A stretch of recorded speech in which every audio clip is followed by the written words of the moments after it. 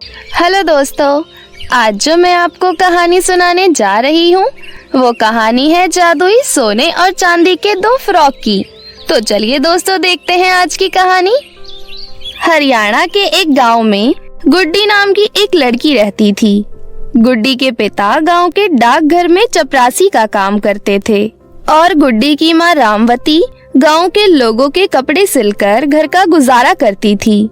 गुड्डी की एक छोटी बहन भी थी जिसका नाम मोहिनी था, परंतु प्यार से सब उसे मुन्नी मुन्नी कहकर बुलाते थे। मुन्नी गुड्डी से मात्र 1 साल की छोटी थी, लेकिन वो बहुत नटखट थी और अपनी बड़ी बहन से बहुत प्यार करती थी। वो लोग इतने गरीब थे कि उनके पास ना तो खाने के लिए ढंग का खाना होता था और ना ही पहनने के लिए अच्छे पोशाक। मुन्नी हमेशा से अच्छे कपड़े पहनना चाहती थी और उसका सपना था कि उसके पास एक बहुत सुंदर साइकिल हो जिस पर बैठकर वो पूरा गांव घूमे और अपनी दीदी को भी घुमाए। इसी तरह एक दिन गुड्डी अपनी छोटी बहन मुन्नी के साथ बाजार गई। बाजार में मुन्नी गुड्डी से कहती है, दीदी, अगर हम अमीर होते तो मेरे पास एक बहुत सुंदर सी साइकिल होती जिसे चलाकर मैं रोज पूरे गांव में घूमती और आपको भी उस पर बैठाकर पूरा बाजार घुमाती। अच्छा जी, और क्या क्या करती तुम? और क्या, और हम अच्छे अच्छे कपड़े पहनते, अच्छा अच्छा भोजन करते, हम लोग शहर के बड़े बड़े होटलों में खाना खाते। जरा सा रुक तो मुन्नी। क्या हुआ दीदी?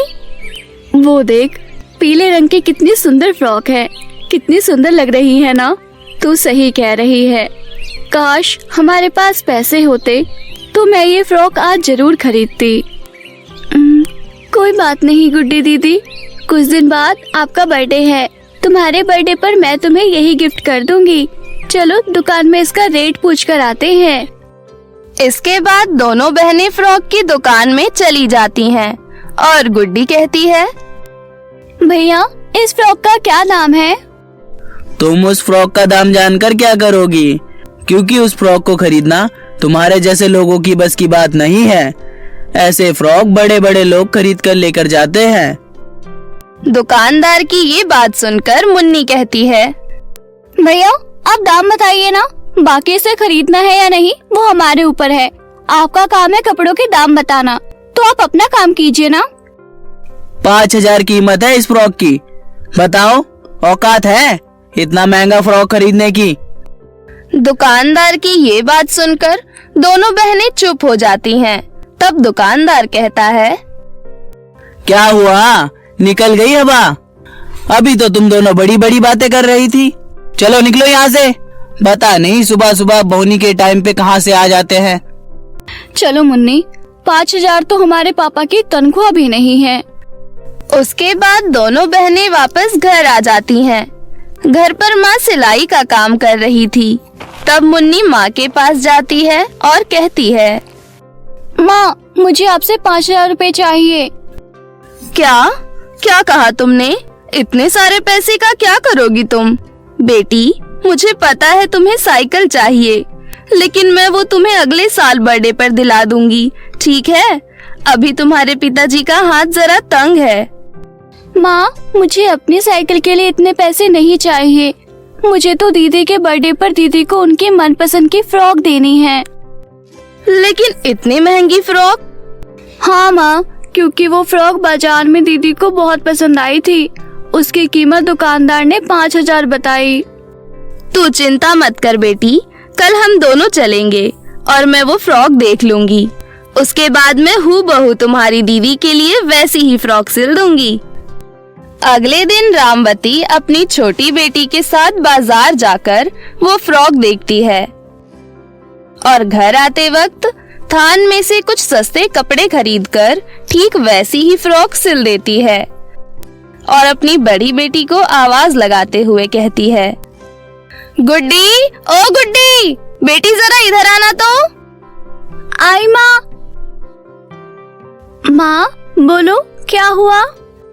आ गई, देखो और बताओ ये फ्रॉक मैंने कैसी सिली है। अरे वाह माँ, तुमने तो कमाल ही कर दिया। ये तो हूबहू वही बाजार वाली फ्रॉक है। अब मैं इसे पहनकर अपनी सारी सहेलियों को दिखाऊंगी मेरी माँ दुनिया की सबसे अच्छी माँ है।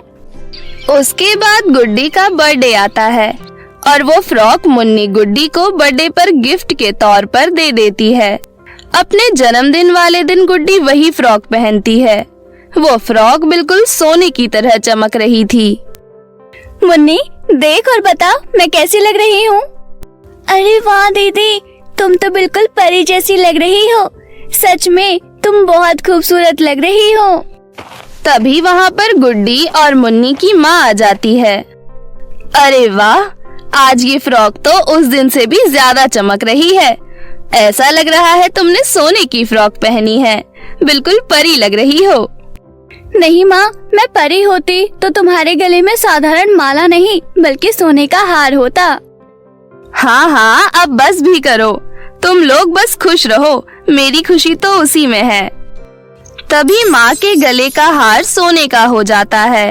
ये देखकर गुड्डी हैरान हो जाती है और कहती है, अरे माँ, तुम्हारे गले में तो सच में सोने का हार आ गया। ये तो कमाल हो गया माँ। अरे अभी अभी तो मेरे गले में एक साधारण सी माला थी, तो मेरे गले में अचानक से ये सोने का हार कहाँ से आ गया? हाँ माँ, ये तो आश्चर्य की बात है, क्योंकि अभी तो मैं बोल रही थी कि तुम्हारे गले में साधारण माला की जगह सोने का हार होता। तो सच में तुम्हारे गले में एक साधारण माला थी। तभी वहाँ पर गुड्डी और मुन्नी के पापा आ जाते हैं और कहते हैं, अरे क्या हुआ, तुम लोग इतने परेशान क्यों दिख रहे हो? और बेटी, तुम तो बहुत खूबसूरत लग रही हो। ये पीली फ्रॉक तुम पर बहुत अच्छी लग रही है। पापा देखिए ना, माँ की साधारण माला सोने के हार में बदल गई। अरे हाँ, रामवती, तुम्हारे पास ये सोने का हार कहाँ से आया? वहाँ सब ये बात कर ही रहे होते हैं, तभी अचानक मुन्नी कहती है, पापा के पास साइकिल है, दीदी के पास फ्रॉक और मम्मी के पास सोने का हार, लेकिन मेरे पास कुछ भी नहीं है। मेरे से तो कोई प्यार ही नहीं करता है। ऐसा नहीं है मेरी प्यारी बहन, मुझे पता है कि तुम्हें एक साइकिल चाहिए। अगर मैं सचमुच परी होती तो तुम्हारे लिए एक बहुत खूबसूरत साइकिल मंगवा देती। गुड्डी के इतना कहते ही वहाँ एक बहुत खूबसूरत साइकिल प्रकट हो जाती है। मुन्नी उसे देखकर बहुत खुश होती है। दीदी, माँ, पापा, ये तो बहुत खूबसूरत है। लेकिन ये साइकिल यहाँ आई कैसे? मुझे तो कुछ समझ नहीं आया। ठीक इसी तरह पापा, मम्मी की साधारण माला सोने की बन गई थी। दीदी, कुछ तो है, क्योंकि जो भी तुम बोल रही हो वो सब सच हो रहा है। लगता है तुम्हारी फ्रॉक जादुई है। गुड्डी के पूरे परिवार को पता चल जाता है कि उसकी माँ की बनाई हुई फ्रॉक जादुई है।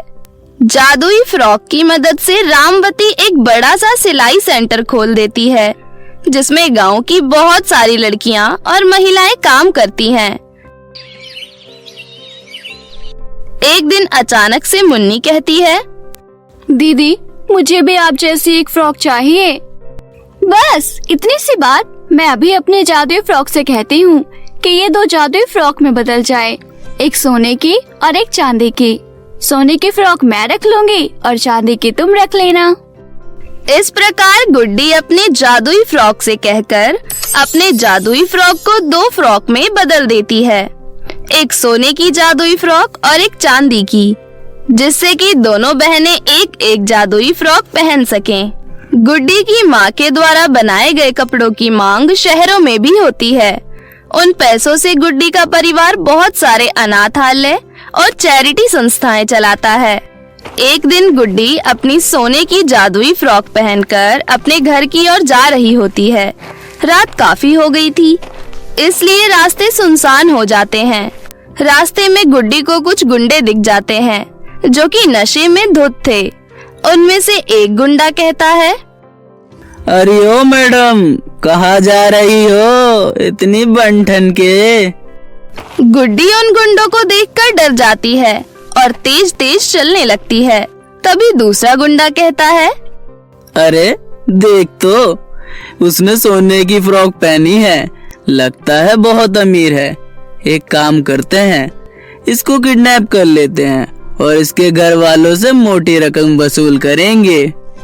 सभी गुंडे ये प्लान बना लेते हैं और गुड्डी का अपहरण करने के लिए उसके पास चले जाते हैं।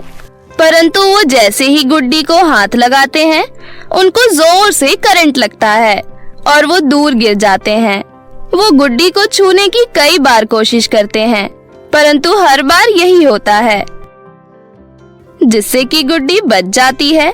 गुड्डी घर जाकर अपने घर वालों को ये सारी बात बताती है। इसी तरह एक दिन मुन्नी के ऊपर भी कोई परेशानी आती है, परंतु उसकी जादुई चांदी की फ्रॉक उसको बचा लेती है। ये जादुई फ्रॉक सिर्फ हमारी इच्छाओं को ही पूरा नहीं करता, बल्कि ये तो हमारी बेटियों की रक्षा भी करता है। भगवान तेरा लाख लाख शुक्र है, तूने इतनी कीमती चीज हमें दी। उस दिन के बाद से वो पूरा परिवार अपना जीवन खुशी खुशी व्यतीत करने लगता है।